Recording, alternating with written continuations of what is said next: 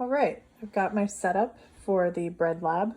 My kitchen is a big ol' mess right now, but luckily I'm gonna be able to use the muffin tins that I got for my birthday last year that I have not used yet. So just to keep myself organized, I've got the cake flour in the blue bowl.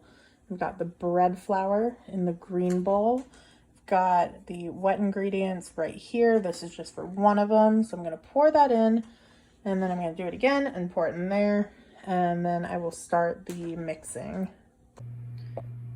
So I didn't film any of the mixing, but I've got everything into the tins now. This is the cake flour and this is the bread flour. You can already see a clearly visible difference between the two. I've never used bread flour before, and it makes a big ol' sticky mess. Kind of cool to play with, but yeah, so I'm gonna put this in the oven and then we will see our results in just a little bit. The muffins from part 1 are out of the oven. I have prepped the pan for the muffins for part 2. So on the far left, I used cake flour for this part of the experiment, but we've got muffins with no oil, 1.5 tablespoons of oil, and then 3 tablespoons of oil. So I'm gonna put these in the oven now, and then I think I'm just gonna go over all of the results at the end. Okay, we are done, and I now have a lot of muffins, and I don't know if I will eat really any of them. So I'm just going to start with the cake flour that was undermixed.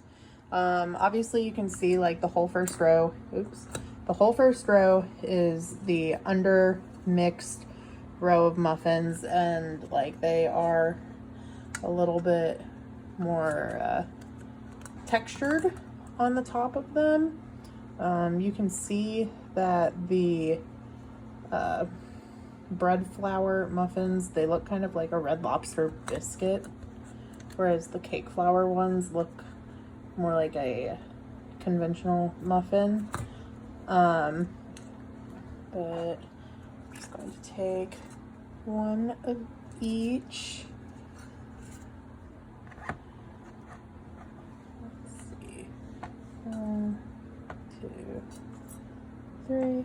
It's kind of hard to like really tell about like how much they rose because I didn't exactly measure how much of the like batter that I put into the tins. I just kind of eyeballed it. I'm gonna grab a knife, but you can tell that like over kneading or like over mixing the cake flour muffins made it kind of short compared to the others. So like the ideally mixed muffin, you know, it's kind of in the middle, and then the undermixed, it's kind of lumpy. So I'm just going to cut that open, cut that one open,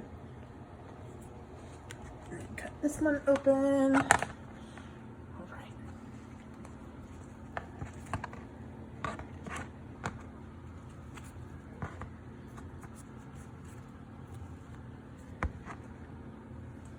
Okay, so this is the overmixed muffin made out of cake flour. It is more elastic, like obviously the mixing caused a higher gluten formation compared to these ones.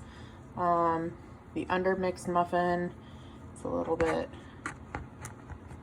not like crumbly, but kind of crumbly compared to these two. Let's see. I'm going to cut open bread flour.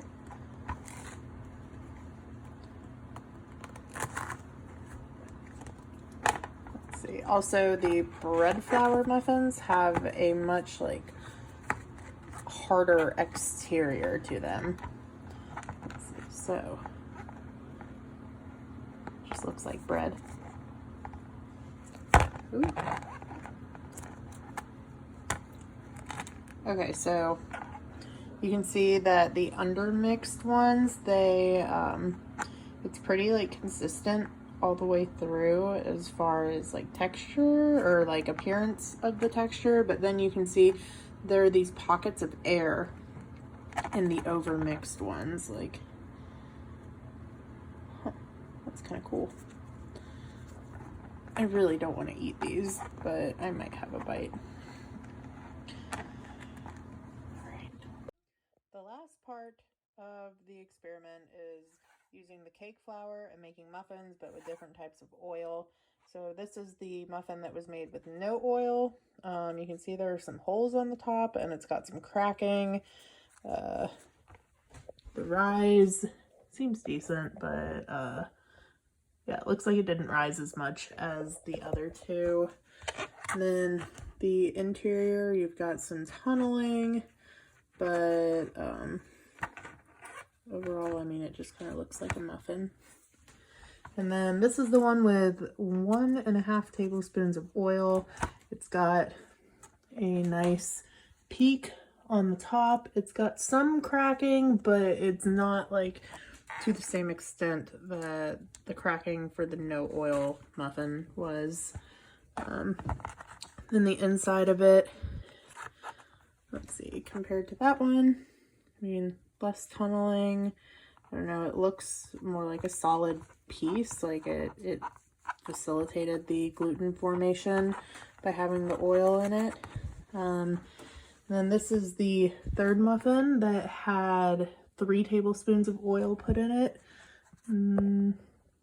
Let's see, it's got a little bit less browning on the edges right there.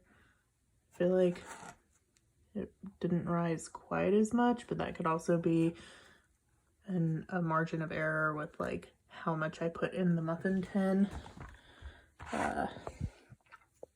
Let's see, and the inside of this one compared to the normal amount of oil, I mean, it's got like that crater right there. That's kind of a big tunnel. Yeah, so overall, these are the muffins I made. Yay.